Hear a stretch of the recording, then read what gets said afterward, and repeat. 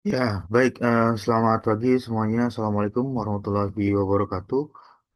Untuk suara di virtual Zoom-nya bisa jelas terdengar?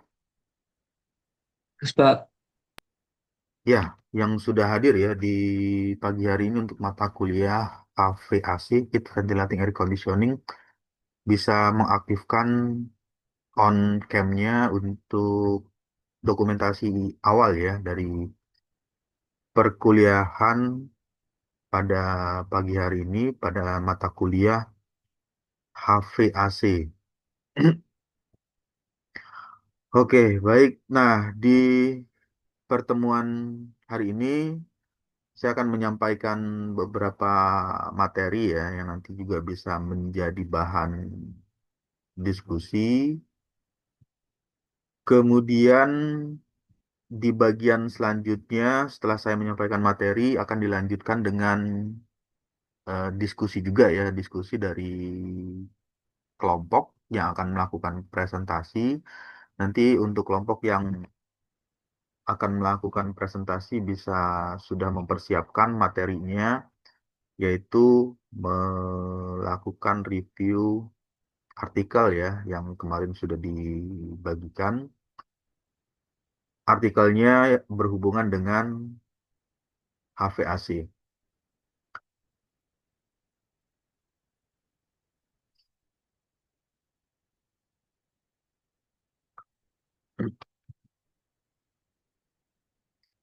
Oke, tahap selanjutnya saya akan menampilkan share screen di layar.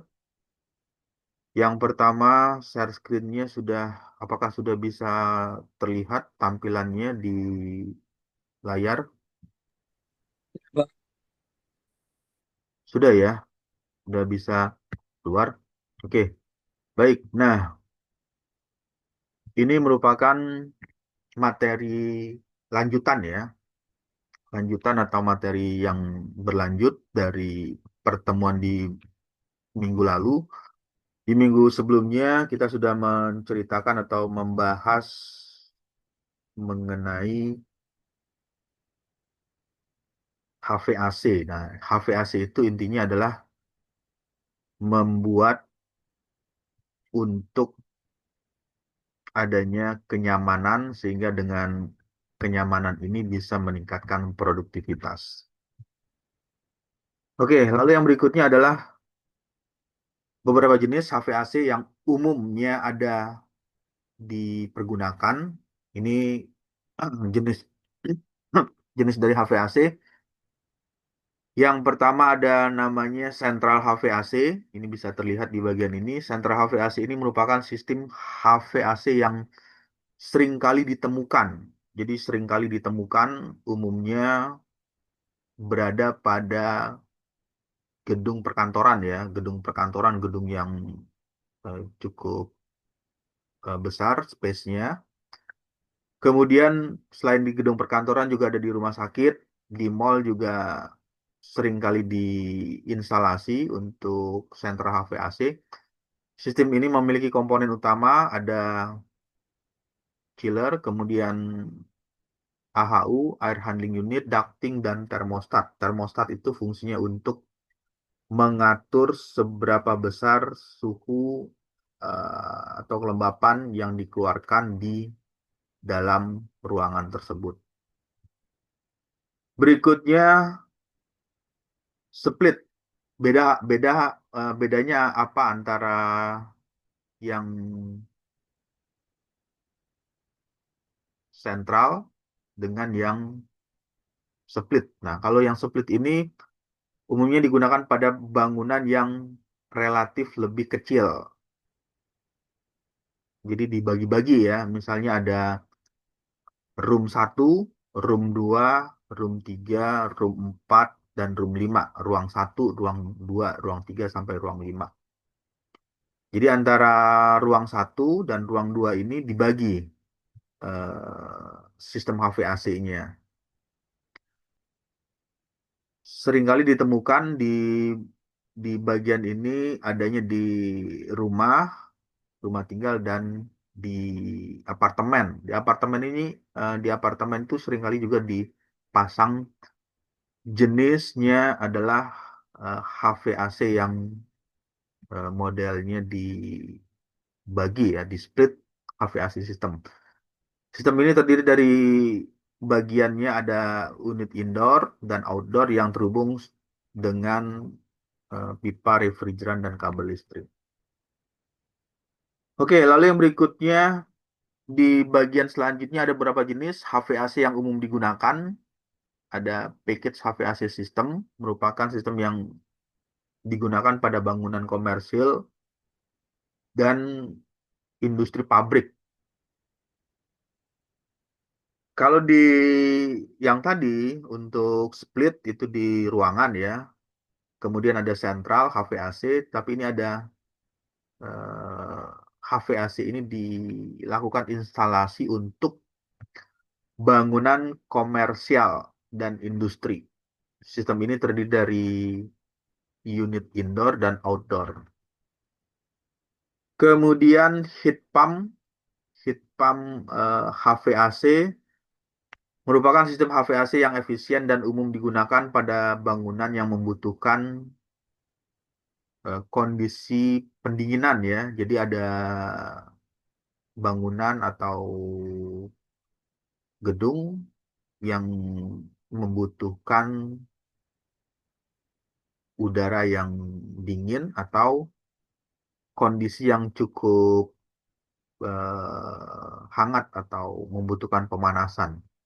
Nah, ini menggunakan heat pump HVAC system. Jadi sistem ini menggunakan teknologi pompa ini ya, pompa heat itu kan panas ya, pump itu pompa. Jadi pompa panas yang dapat mengubah panas dari udara luar menjadi udara yang dapat digunakan dengan ketentuan bisa memanaskan atau mendinginkan ruangan. Oke, lalu yang berikutnya geothermal HVAC system. Untuk geothermal HVAC system ini menggunakan sumbernya ya. Sumbernya itu sesuai dengan namanya diawali dari kata geo. Geo ini adalah bumi. Jadi memanfaatkan energi panas bumi ya, memanfaatkan energi panas bumi sebagai sumber energi untuk bisa mengatur suhu di dalam ruangan tertentu. Jadi ruangan tertentunya itu diatur suhunya. Kemudian sistem ini memanfaatkan energi panas bumi dan memindahkan ke dalam bangunan melalui pipa pipa refrigeran ya yang terletak di dalam tanah. Kemudian selanjutnya beberapa cara kerja HVAC dalam memanaskan dan mendinginkan ruangan. Bagaimana cara kerja HVAC untuk bisa memanaskan dan mendinginkan ruangan? Untuk memanaskan ruangan, saat memanaskan ruangan, HVAC ini menggunakan komponen. Komponennya berupa furnace. Apa itu furnace? Ya bisa diartikan sebagai tungku ya atau nanti terhubung dengan pompa heat pump untuk mengenerate panas atau kalor yang akan didistribusikan ke ruangan tertentu. Panas tersebut disalurkan melalui ducting, melalui AHU, air handling unit, yang kemudian mengalirkan udara panas ke bagian ruangan-ruangan yang dituju. Jadi kalau ruangannya ada jumlahnya 8 ruangan, jadi nanti bisa disalurkan ke 8 ruangan tersebut dengan melalui ducting. Berikutnya ada termostat. Nah, termostat ini fungsinya sesuai dengan penamaan ya. Termo itu artinya eh, kalor atau panas.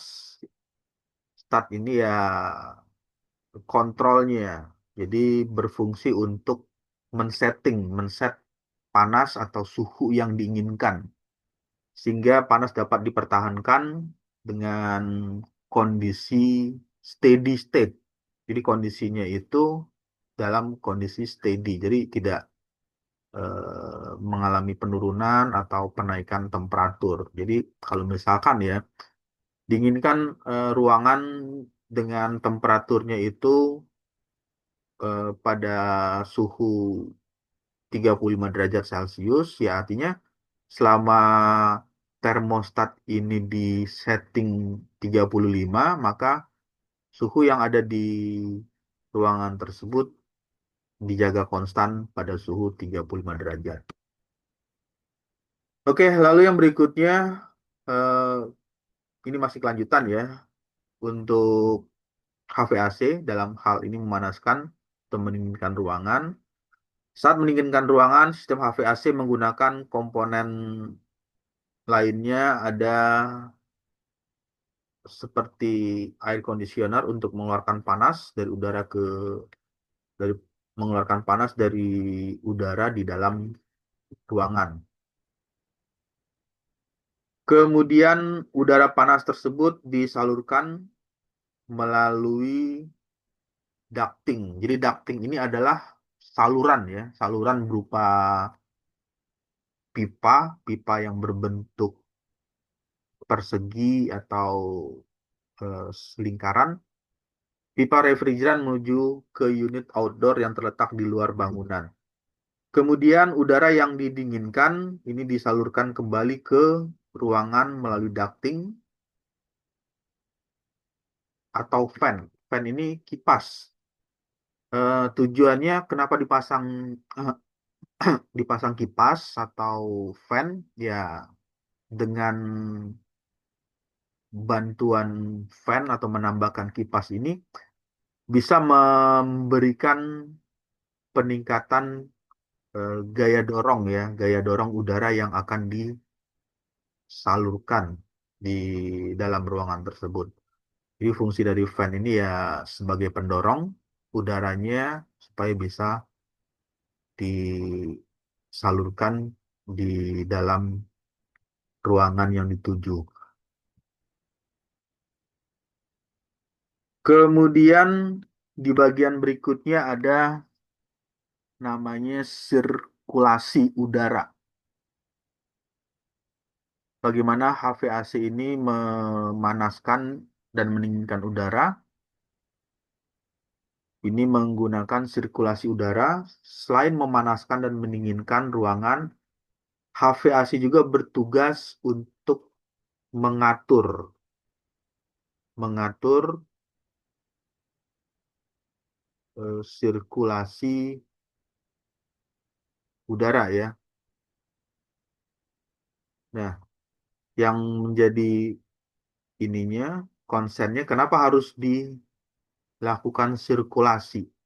Ya, karena kalau misalnya udaranya ini tidak tersirkulasi dengan baik di dalam ruangan tersebut, ya bisa menyebabkan atau menimbulkan penumpukan eh, kotoran ya atau sisa-sisa aktivitas atau kegiatan yang ada di dalam ruangan tersebut.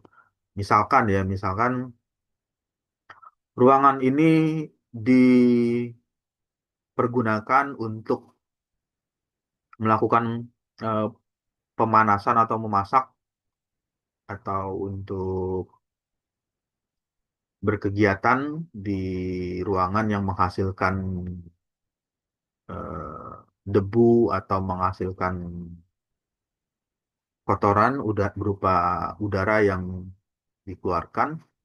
Dengan adanya sirkulasi ini, maka udara yang ada di dalam ruangan tersebut akan dihisap, ditarik oleh sistem HVAC, kemudian dikeluarkan ke luar ruangan tersebut. Jadi prosesnya disirkulasikan antara udara yang ada di dalam ruangan, kemudian disalurkan keluar. Proses sirkulasi ini ya harus berjalan dengan baik, karena kalau misalnya sistem HVAC-nya ada kendala pada sirkulasi bisa menyebabkan ruangan tersebut menjadi dengan namanya ya tidak higienis lagi atau ruangan tersebut sudah menjadi tidak bersih. Inilah fungsi dari sirkulasi udara yang dibuat di sistem HVAC. Kemudian udara segar dan yang sudah disirkulasikan ini masuk ke dalam ruangan melalui intake. Intake ini saluran masuk ya atau ventilasi yang terletak di luar ruangan. Lalu udara kotor atau udara yang ada eh, berbau tertentu, aromanya akan disirkulasikan keluar melalui exhaust atau saluran keluar ya, saluran pembuangan. Ini saluran pembuangan. Kalau yang intake ini adalah saluran masuk untuk ke dalam bangunan. Kalau yang exhaust ini adalah saluran untuk mengeluarkan udara ke luar ruangan. Kemudian bicara tentang efisiensi sistem HVAC. Untuk efisiensi HVAC, sistem HVAC ya, sistem HVAC ini akan di apa ya, dipengaruhi oleh beberapa faktor dalam hal efisiensinya.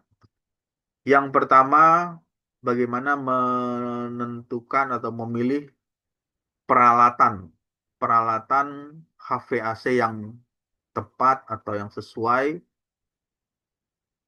untuk mencapai efisiensi yang optimal. Inilah fungsi dari eh, sistem HVAC. Kemudian peralatan yang tidak sesuai atau tidak diatur dengan baik dapat membuang energi yang tidak dibutuhkan. Lalu maintenance, pemeliharaan ya, maintenance atau pemeliharaan ini memberikan kontribusi terhadap efisiensi kerja dari HVAC-nya. Jadi kalau eh, sistem HVAC ini jarang dibersihkan atau jarang diperbaiki komponen yang misalnya komponennya salah satu komponennya ada yang sudah tidak berfungsi atau sudah rusak, ini juga memberikan pengaruh terhadap nilai efisiensi kerja, efisiensi kerja dari HVAC. Jadi kalau HVAC-nya sudah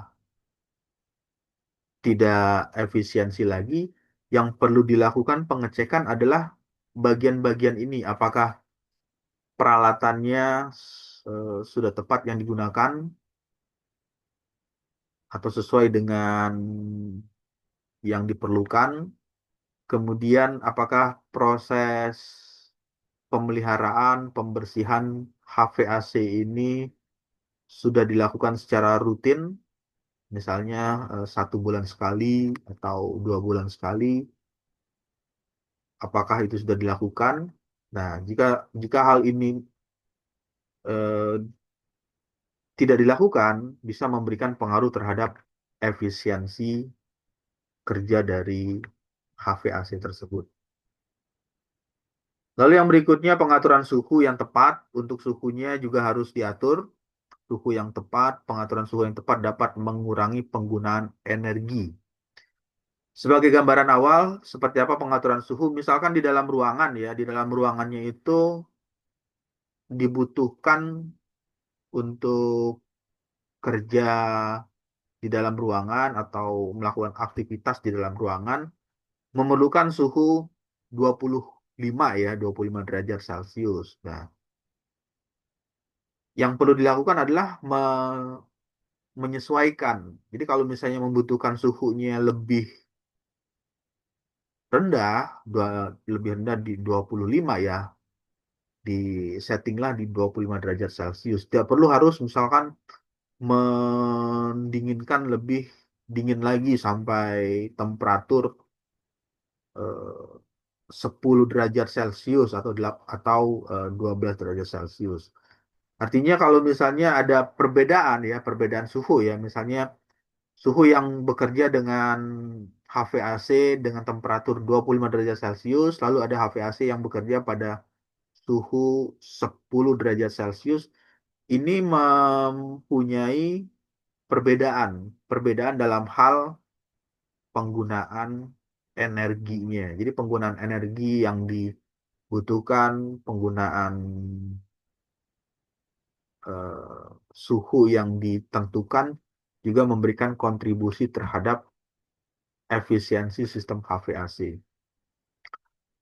Pengaturan suhu yang tak sesuai, yang tidak sesuai kebutuhan ya, tidak sesuai dengan keperluan yang diinginkan, ini bisa menyebabkan peningkatan penggunaan energi dan mengurangi lifetime ya, lifetime atau umur pakai dari alat atau sistem HVAC tersebut. Nah, ini adalah poin utama, poin penting ya pada saat bagaimana caranya meningkatkan efisiensi HVAC. Yang pertama, pemilihan peralatan juga harus diperhatikan. Yang kedua, rutinitas rutinitas apa? Maintenance dan pengaturan suhu yang sesuai, pengaturan suhu yang tepat ya untuk kondisi kerja yang dibutuhkan di dalam ruangan tersebut. Jadi ruangan yang terhubung dengan HVAC harus diketahui terlebih dahulu berapa suhu yang diperlukan, berapa suhu yang dibutuhkan untuk pekerjaan yang di dalam ruangan tersebut. Oke, sampai sini ada diskusi dulu atau ada yang mau ditanyakan? Cukup jelas ya eh, materinya yang disampaikan. Untuk suaranya stabil ya, bisa terdengar di virtual Zoom-nya dengan stabil.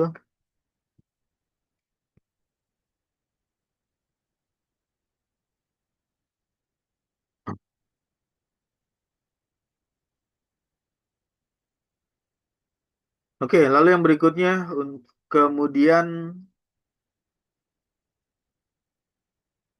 ukuran.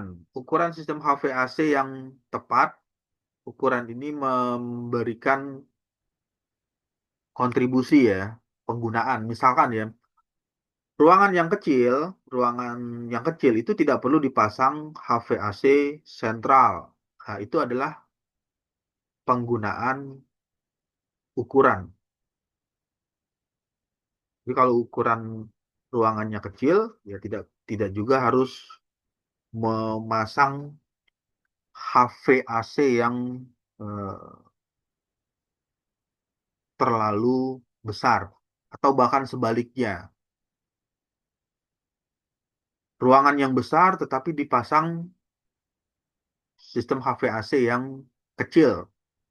Nah, ini memberikan nilai efektivitas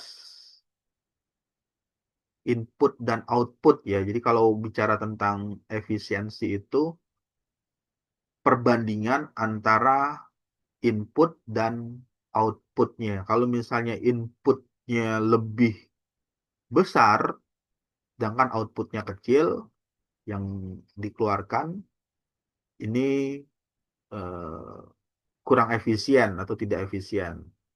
Jadi harus bisa memperhitungkan berapa luas ruangannya, berapa luas permukaan atau eh, seberapa besar volume ruangan yang dipasang HVAC tersebut. Oke, kemudian penggunaan teknologi yang efisien dapat membantu meningkatkan HVAC. Sebagai contoh, sistem adanya memasukkan teknologi otomatisasi yang dapat mengatur penggunaan energi secara optimal. Seperti apa teknologi untuk otomatisasi ini? Jadi kalau misalkan ya, di bagian sistem HVAC tersebut sudah dipasang sensor, misalkan ya, ketika ruangannya dipenuhi atau diisi orang atau objek yang bekerja, misalkan 3 orang di dalam ruangan, maka suhunya misalkan mengalami peningkatan ya jika orangnya bertambah. Jadi kalau orangnya bertambah, misalkan dari 3 lalu masuk lagi 2 orang ke dalam ruangannya, maka suhunya mengalami perubahan. Jadi menyesuaikan. Nah, ini adalah otomatisasi. Jadi kalau ruangannya jumlahnya berkurang yang bekerja di dalam ruangan tersebut, maka secara otomatis suhunya mengatur ya atau menyesuaikan kondisi di dalam ruangan tersebut. Teknologi otomasi ini juga memberikan kontribusi terhadap efisiensi sistem HVAC yang dipasang tersebut. Oke, baik. Yang berikutnya, apakah ada diskusi atau ada yang mau ditanyakan? Suaranya stabil ya, bisa terdengar di virtual Zoom untuk suaranya. Jelas, Pak. Ya, kemudian penggunaan HVAC yang efisien memiliki beberapa manfaat. Yang pertama, bisa menghemat energi jelas ya. Pertama, tujuannya adalah efisiensi. Efisiensi goalnya bertujuan untuk menghemat energi. Kemudian meningkatkan kenyamanan penghuni yang ada di dalam ruangan atau di dalam bangunan atau gedung tersebut. Jadi tujuannya manfaat dari HVAC ini bisa menghemat energi, lalu memberikan peningkatan kenyamanan atau penghuni bangunan. Kemudian penggunaan HVAC memiliki manfaatnya yang kita lanjutkan ya. Di bagian ini menjaga kualitas dalam ruangan. Udara yang baik itu harus memiliki kualitas udara yang baik. Jadi antara udara yang masuk dengan udara yang dikeluarkan ini harus dimiliki kualitas udaranya. Bagaimana memiliki kualitas udaranya? Pertama, adanya pemasangan filter. Filter ini fungsinya menyaring partikel, debu, bakteri, bahkan alergen ya, yang bisa menimbulkan alergi di dalam ruangan tersebut. Di bagian akhirnya ya berfungsi untuk menjaga kesehatan yang ada di dalam ruangan. Kemudian meningkatkan kinerja sistem HVAC.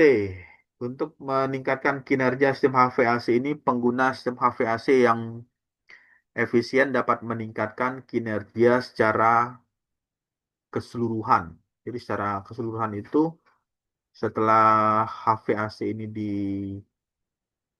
ya dibersihkan, kemudian dipasang filter,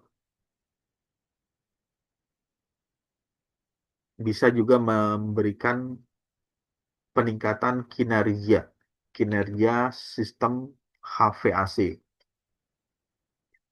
Kinerja yang baik, maka sistem HVAC akan lebih lama lifetime atau waktu penggunaan dan membutuhkan maintenance untuk perawatannya eh,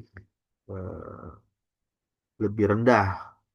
Jadi kalau dibuat korelasi hubungan ya antara perawatan dengan efisiensi itu berbanding lurus. Jadi kalau perawatannya baik, dilakukan rutinitas ya, artinya perawatan secara berkala, secara rutin, maka efisiensinya juga akan meningkat atau akan tetap bertahan di nilai efisiensi tersebut. Lalu meningkatkan nilai properti dengan menggunakan HVAC yang efisien, maka nilai properti dapat meningkat. Meningkat sistem HVAC yang efisien menjadi nilai tambah bagi bangunan, sehingga dapat meningkatkan nilai jual atau sewa propertinya atau penggunaan properti itu ya bangunan ya, bisa sewa gedung, sewa ruangan, ini juga memberikan nilai jual. Nah, dengan cara apa ya, efisiennya juga harus ditingkatkan atau dibuat menjadi efisien. Supaya bisa efisien ya harus tadi melakukan perawatan, kemudian penggunaannya dari komponennya harus tepat dan sesuai. Oke, lalu yang berikutnya, kalau yang tadi menceritakan tentang efisien, kemudian selain efisien juga menceritakan tentang penggunaan ya, penggunaan di bagian ini faktor yang mempengaruhi nilai efisien. Selanjutnya menceritakan bagaimana siklus. Siklus ini bisa diartikan sebagai kondisi yang berulang, kondisi pengulangan, siklus namanya juga cycle ya. Cycle itu adalah kondisi yang berulang secara periodik. Seberapa lama siklus itu difungsikan? Dalam arti misalnya siklus ini dipergunakan selama 3 jam, ya berarti terjadilah siklus selama 3 jam untuk pendinginan AC. Yang pertama siklusnya diawali ya, diawali eh, oleh kompresor. Kompresor berputar menekan gas refrigeran dari evaporator yang bertemperatur tinggi. Dengan bertambahnya tekanan, maka temperatur juga semakin meningkat. Hal ini diperlukan untuk memudahkan melepaskan panas ke refrigeran. Selanjutnya gas refrigeran yang bertekanan dan bertemperatur tinggi masuk ke dalam kondenser. Di dalam kondenser ini panas refrigeran dilepaskan dan terjadilah titik embun atau terbentuk kondensasi. Berkondensasi sehingga refrigeran berubah dari bentuk yang awalnya gas berubah menjadi cair. Lalu cairan refrigeran ini ditampung ya. Ini ada sedikit apa untuk tulisannya, bukan dia dia tampung tapi ditampung oleh receiver untuk disaring sampai evaporator membutuhkan refrigeran. Lalu expansion pulp, katup ya. Expansion ini katup ekspansi memancarkan refrigeran cair sehingga berbentuk kabut.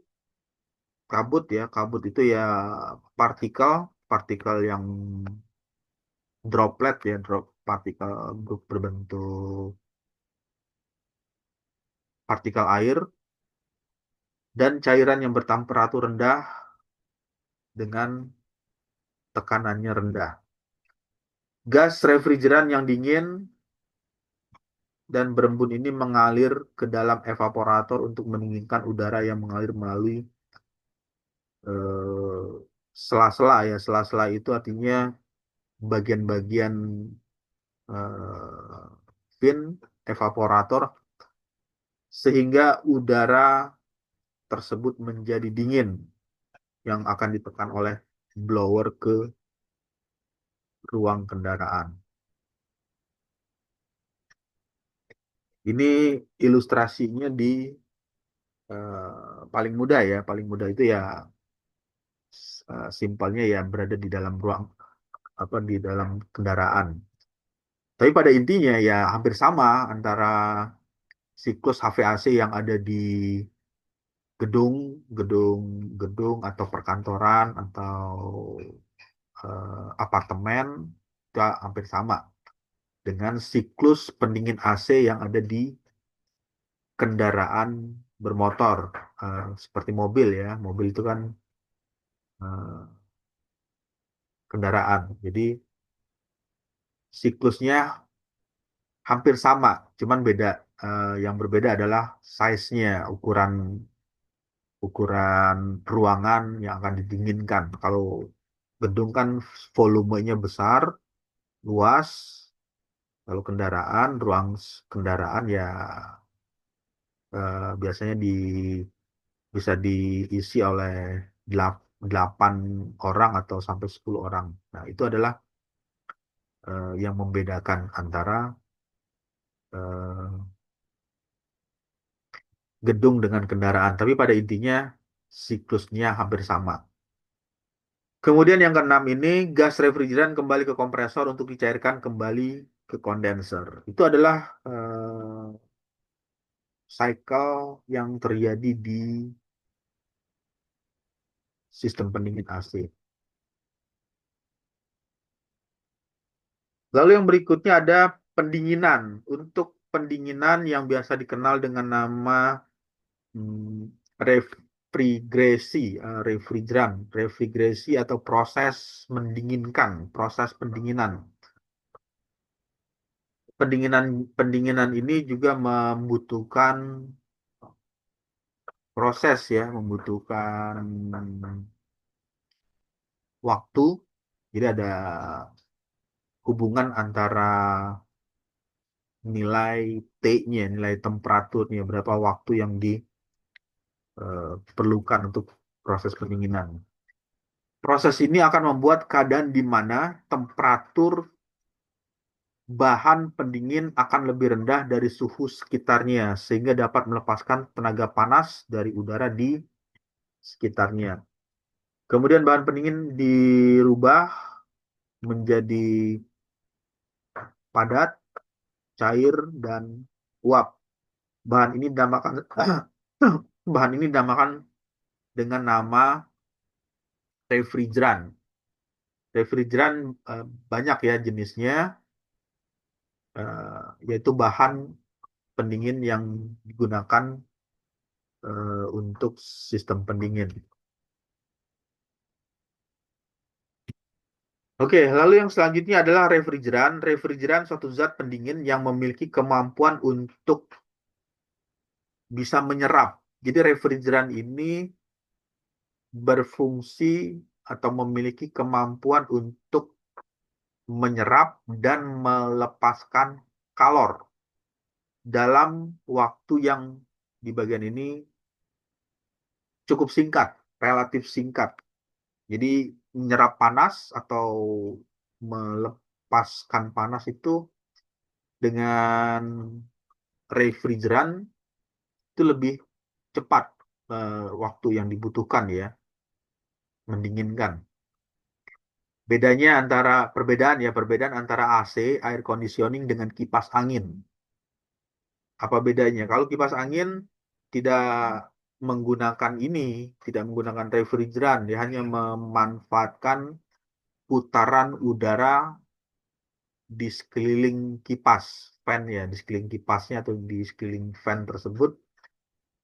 Udara diputar karena pergerakan bilah atau blade dari kipas sehingga menyebabkan udara mengalir. dari aliran udara ini ya terjadilah hembusan. Nah, suhu yang dihembuskan antara saluran masuk dan keluar ini tidak mengalami perubahan panas yang eh, sangat cepat ya. Beda dengan refrigeran. Jadi kalau ada penggunaan refrigeran ya terjadilah proses penyerapan panas atau melepaskan panas yang relatif sangat singkat. Nah, ini merupakan tabung refrigeran ya di bagian ini. Ini sering kali ditemukan. Ini kalau sering memperhatikan servis AC ya, servis AC di perkantoran atau di gedung atau di rumah ada technical support yang biasa mengganti freon, namanya freon ya, freon AC. Seringkali membawa ini tabung ya, namanya tabung refrigeran. Nanti di bagian ini ada saluran untuk menghubungkan ke sistem HVAC.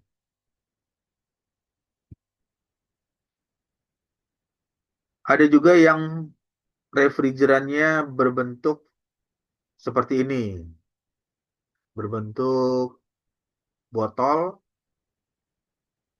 Ini dengan kapasitasnya itu 500 gram ya, 500 gram, sekitar 500 gram.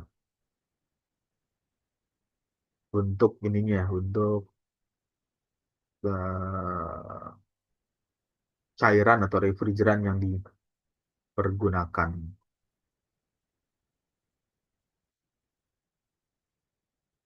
Lalu berikutnya masuk ke evaporasi. Kalau tadi cerita tentang pendinginnya, media untuk mendinginkan mendinginkan udara menggunakan refrigeran. Yang ini ada evaporasi. Evaporasi ini memberikan arti bahwa refrigeran dirubah dari cairan ya. Refrigeran itu awalnya dari cairan karena yang di bagian ini di dalam tabung atau di dalam botol ini berbentuk liquid, cairan. Cairan berubah ke gas, ini terjadi di evaporator. Terjadinya di evaporator, cairan refrigeran dikabutkan berbentuk kabut. Hisapnya sendiri di mana saat proses evaporasi panas laten. Nah, di bagian ini ada namanya kata panas laten. Apa itu panas laten? Panas laten itu adalah panas yang bisa merubah fase. Fase itu artinya merubah wujud ya. Jadi merubah temperatur, bukan merubah temperatur, merubah wujud atau merubah bentuk. Yang berubah adalah dari fase cair berubah ke fase gas. Ini yang dinamakan dengan panas laten. Jadi yang awalnya berbentuk cairan dengan adanya panas laten ini, cairnya ini berubah ke dalam bentuk gas. Inilah yang terjadi. Ini yang dinamakan dengan panas laten yang diberikan di dalam sistem tersebut. Tahap selanjutnya ada kompresi. Untuk kompresi ini ditekankan dalam kompresor sampai kondisi menjadi cair dengan temperatur yang tinggi. Refrigeran ditekan dalam kompresor sampai kondisinya menjadi cair dan temperatur yang tinggi. Lalu ada proses kondensasi. Nah, di kondensasi inilah yang terjadinya yang tadi ada namanya partikel atau droplet ya, titik embun, refrigeran dirubah dari gas menjadi cair dan didinginkan dari temperatur yang tinggi di dalam kondenser. Selanjutnya di evaporasi ini ada ekspansi. Terjadinya ekspansi tekanan cairan cairan refrigeran ya, cairan refrigeran yang ini, cairan refrigeran diturunkan oleh katup. Katup itu ya penutup ya valve-nya atau katup expansion atau expansion valve dengan tujuan eh, untuk bisa adanya proses ekspansi di mana gas bertekanan ini dibuat menjadi kabut untuk memudahkan dalam hal terjadinya evaporasi. Sehingga refrigeran menjadi gas dan expansion valve ini mengatur aliran cairan refrigeran sambil menurunkan tekanan. Jadi sambil diturunkan nilai nilai tekanannya. Oke, sampai sini ada diskusi dulu atau ada yang mau ditanyakan dari materinya mengenai HVAC ya. Oke, baik kalau tidak ada kita lanjut dengan eh, selanjutnya ya dengan presentasi dari tugas kelompok yang kelompok satu untuk bisa mulai mempersiapkan share screen di layarnya. Izin share screen ya, Pak.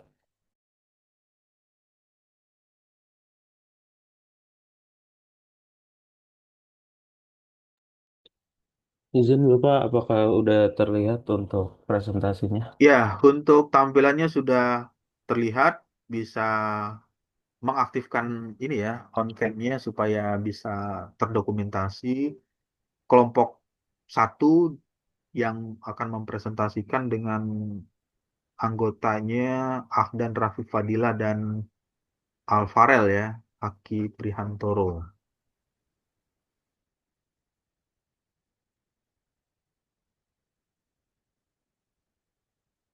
Oke, baik. Assalamualaikum warahmatullahi wabarakatuh. Kami dari kelompok satu ingin mempresentasikan hasil review dari artikel yang berjudul Hybrid Database of Embodied Environmental Flow Coefficient for HVAC Distribution System. Adapun anggota kelompok yaitu saya sendiri Adan Rafi Fadilah dengan NIM 54 dan Alfarel Haki dengan NIM 80. Yang pertama-tama masuk di latar belakang di mana menjelaskan urgensi dari penelitian ini yaitu sistem HVAC menyumbang sekitar 38% dari total konsumsi energi operasional bangunan secara global. Upaya peningkatan efisiensi operasional justru meningkatkan proporsi emisi tersemat atau embodied carbon yang berasal dari ekstraksi material transportasi dan proses manufaktur komponen HVAC. Namun, mengenai emisi tersemat untuk sistem distribusi HVAC seperti ducting dan piping masih sangat terbatas. Oleh karena itu, penelitian ini bertujuan mengembangkan database koefisien aliran lingkungan tersemat yang mencakup energi emisi GRK atau gas rumah kaca dan air untuk komponen distribusi HVAC standar di negara Australia. Untuk metodologi yang dipakai pada penelitian ini menggunakan pendekatan Hybrid Life Cycle Inventory, di mana metode spesifik yang digunakan yaitu PET Exchange Hybrid Method yang dikembangkan oleh Lenzen dan Crawford pada tahun 2009. Pendekatan ini menggabungkan data proses dari database Australian National Life Cycle Inventory dan data input-output dari model Environmentally Extended Input-Output Australia. Tujuan dari pendekatan hybrid ini adalah untuk mendapatkan data yang spesifik sekaligus nantinya komprehensif mengatasi kelemahan metode yang digunakan pada artikel sebelumnya yaitu konvensional yang hanya menggunakan salah satunya. Adapun komponen-komponen yang dimodelkan yang pertama ada ducting. Untuk sistem ducting pada penelitian ini dimodelkan ada 3 jenis, yaitu yang pertama ada rectangular atau persegi, round duct atau lingkaran, dan juga oval. Dan material yang digunakan pada ducting ini adalah galvanis dan juga stainless steel.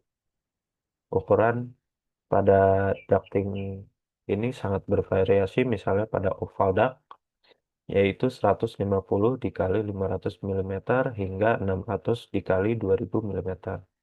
Sementara untuk yang persegi itu ada di 200 dikali 100 mm hingga 2000 dikali 1200 mm.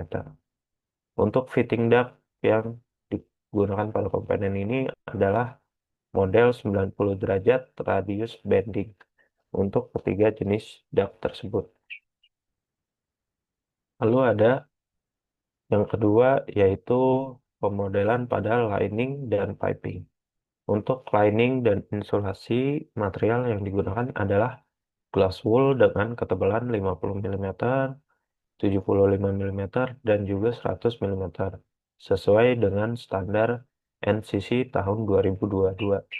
Lining ini berfungsi sebagai peredam suara, sementara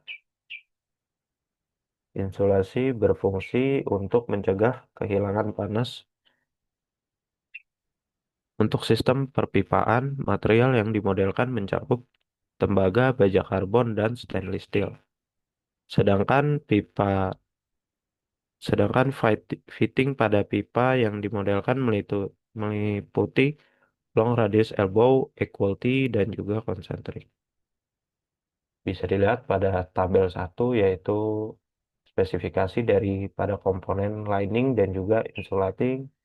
Lalu ada elbow, equality, dan juga concentric reducer.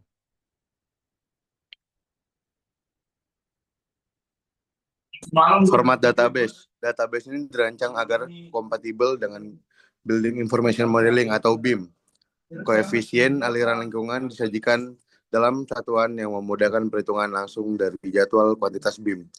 Untuk ducting dan pipa, koefisien disajikan per meter panjang. Untuk fitting, koefisien disajikan per unit. Sedangkan untuk lining dan insulasi, koefisien disajikan per meter persegi luas permukaan.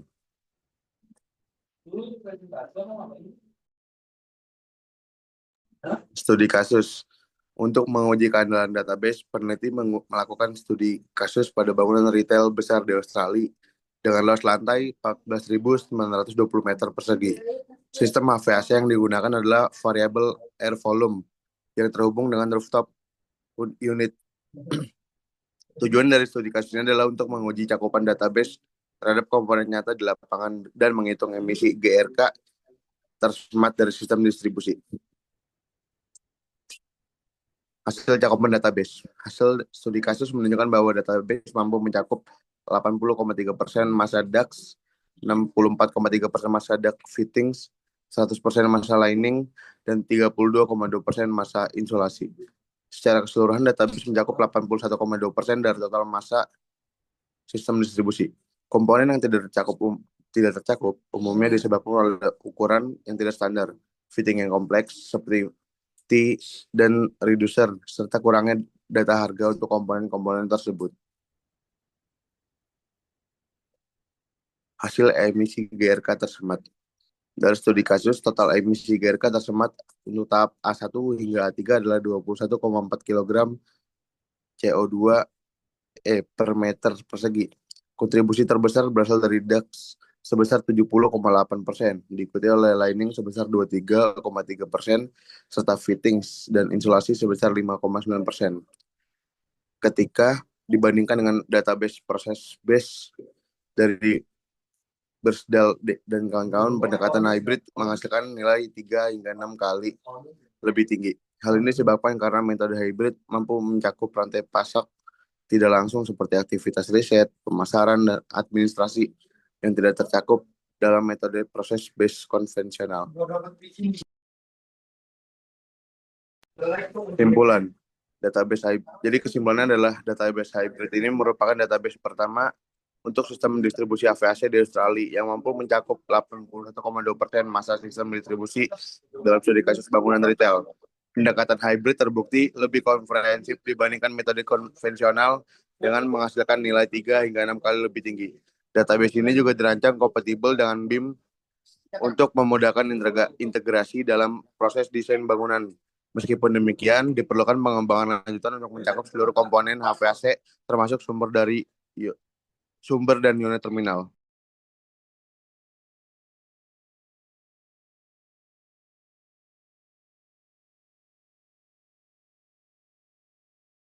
Sekian dari presentasi kelompok kami. Jika ada yang ingin ditanyakan, dipersilakan.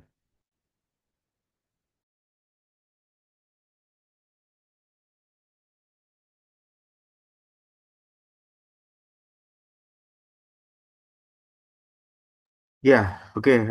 Supaya ada sesi diskusi dari materi yang disampaikan ini, coba kembali lagi ke tampilan share screen di awal.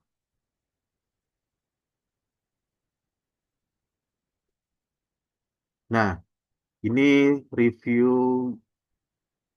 artikel ya, jurnal dengan judulnya A Hybrid Database of Embedded Environmental Flow, Coefficient for HVAC Distribution System.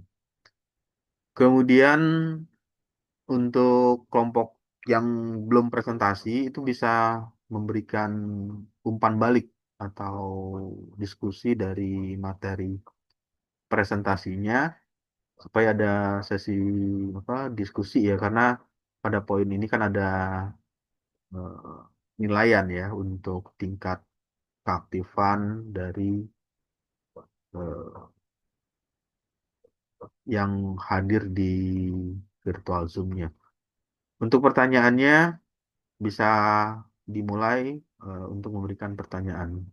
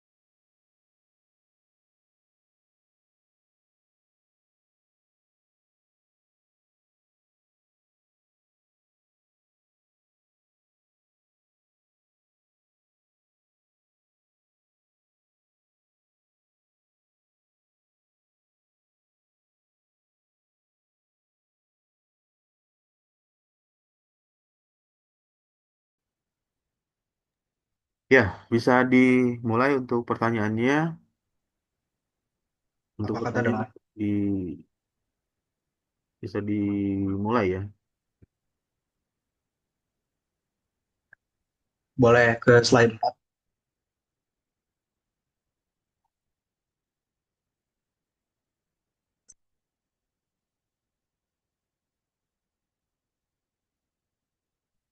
Ini kan ada beberapa jenis ducting. Eh, apa perbedaan dari tiga jenis ini dan penggunaannya itu untuk apa ya, keunggulan masing-masing dari bentuk ducting ini? Terima kasih.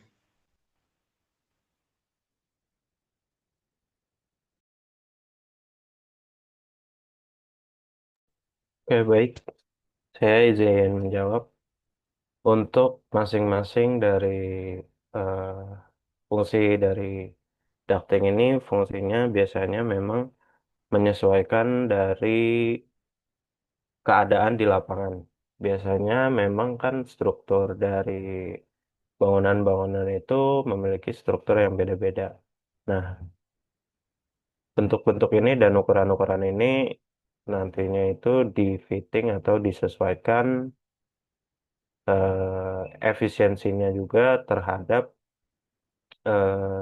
bentuk struktur dari bangunan itu sehingga nantinya ducting ini mungkin bisa lebih efisien dalam maintenance, lalu juga dari segi biaya dan juga pemasangan yang mudah. Mungkin itu jawaban dari saya. Terima kasih. Oke, lalu yang berikutnya.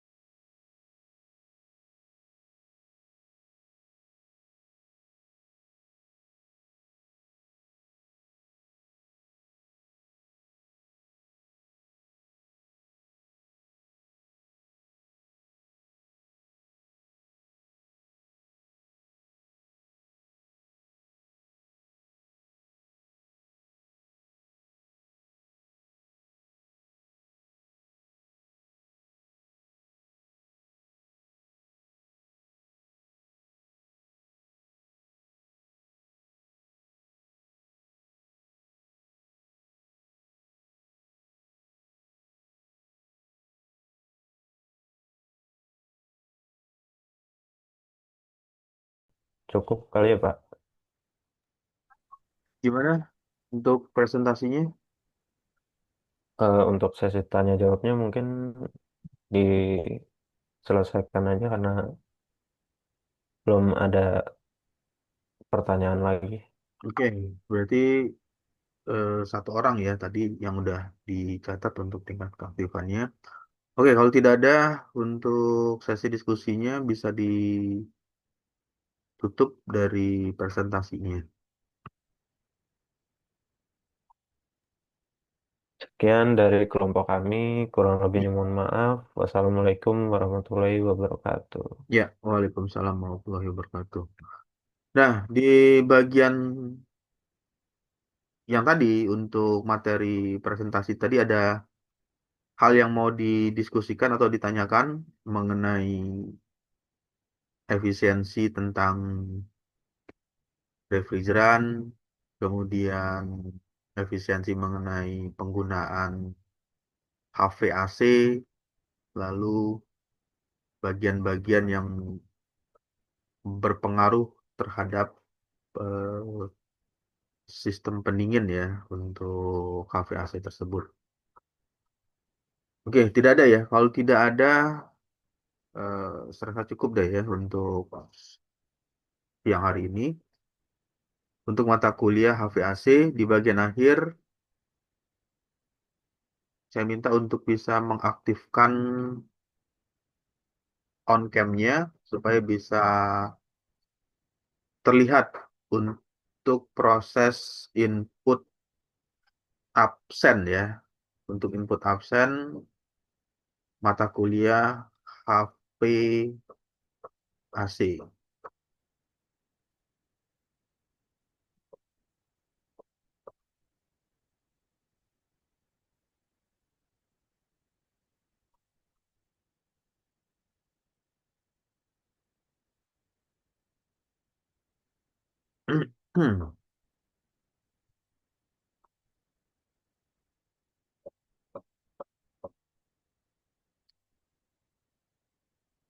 Iya, yang pertama di layar ya, tampilan di layarnya sudah terlihat dulu di layarnya, share screen-nya. Sudah Sudah, Pak. Pak. Oke, sudah. Oke, ini ya.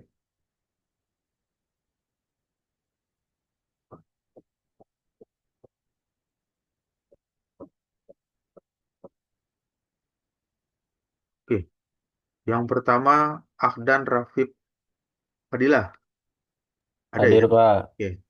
Lalu yang berikutnya Alvarel, Hadir, Pak. kemudian Brian Zandermus. Oke, sekali lagi diulangi. Yang kedua ya. Ini teman-temannya udah gabung belum di virtual Zoom? Apa di kolom bukan virtual Zoom apa WA group sudah diinfokan ya?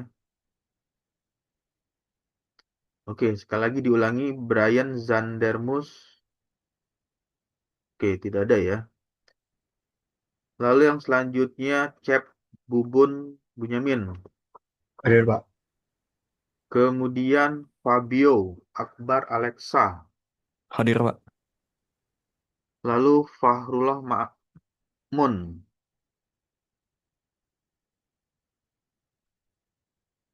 Ada nggak? Fahrullah Ma'mun tidak ada ya di virtual Zoom-nya. Oke, ini di kolom chat. Jadi, siapa namanya? Fahrullah Ma'mun Ramadan ada ya? Oke. Kemudian Fajar Aditya. Hadir Pak. Ada ya, Pak. Irsyada Ahmad Altaf.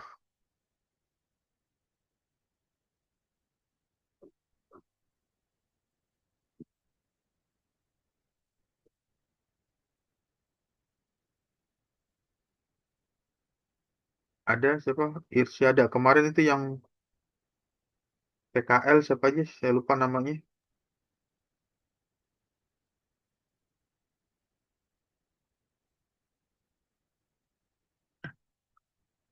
Irsyada Irsada ya. Ini berarti Muhammad Nabel ya, ini berarti ada eh warna apa? M MBKM.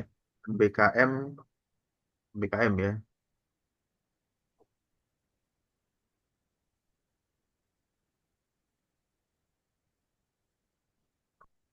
Oke, MBKM apa nih?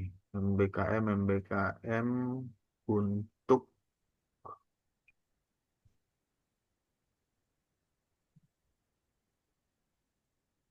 oke.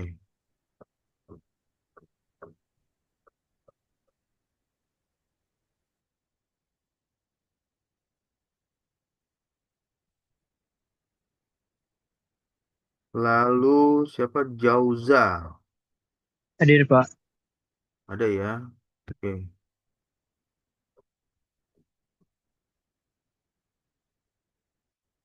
Ini harus dicek satu-satu nih.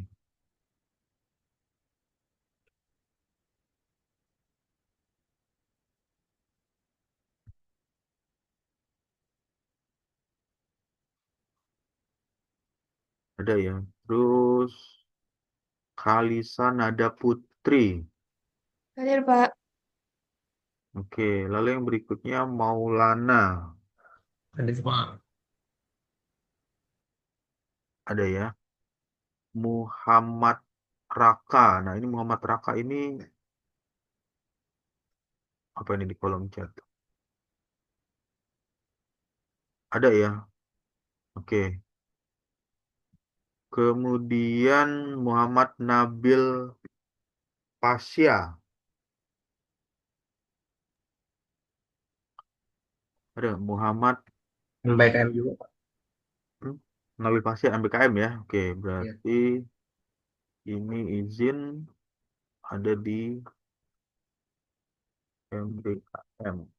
Kemudian filenya, file surat MBKM ini.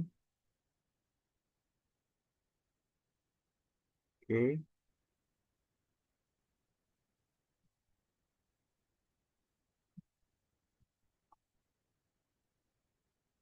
Lalu selanjutnya Muhammad Rafli. Hadir, Pak. Oke, ada ya Muhammad Rafli Saifullah. Naufal Jaki.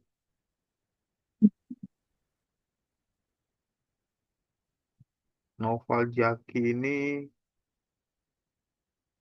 ada nggak di di ini ya? Naufal Zaki Amanullah.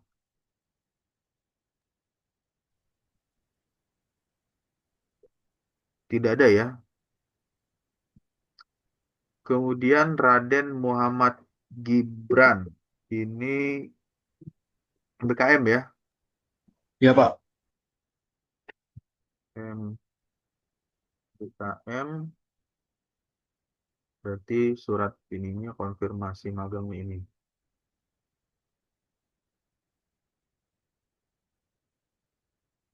Lalu Rahmat Aji Syawal.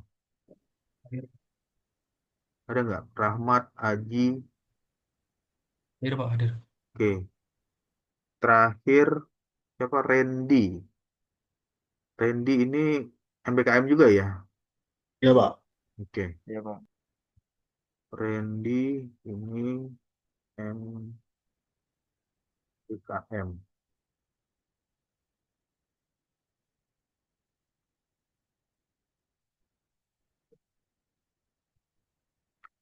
Oke. Nah, ini adalah input absensi kehadiran ya. Terakhir siapa tadi? Brian.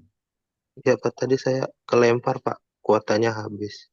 Oke, ini nomor berapa ya di absen nih? Nomor 3 ya. Nomor 3. Oke. Oke. Jadi sudah terinput semua ya untuk absensi kehadiran di pertemuan kedua ini untuk mata kuliah HVAC, Heating Ventilating Air Conditioning.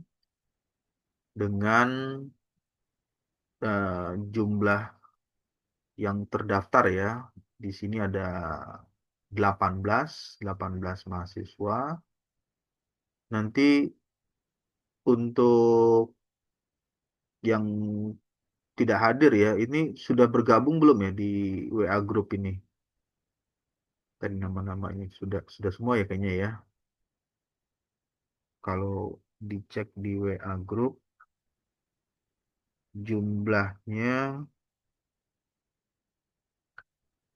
18. 18 plus 1, semestinya 19 membernya. Berarti ada yang belum masuk. Nanti tolong diinfokan ya, karena ketika input absen ini sudah diinput, ini siapa lagi? Noval Jaki hadir. Noval Jaki.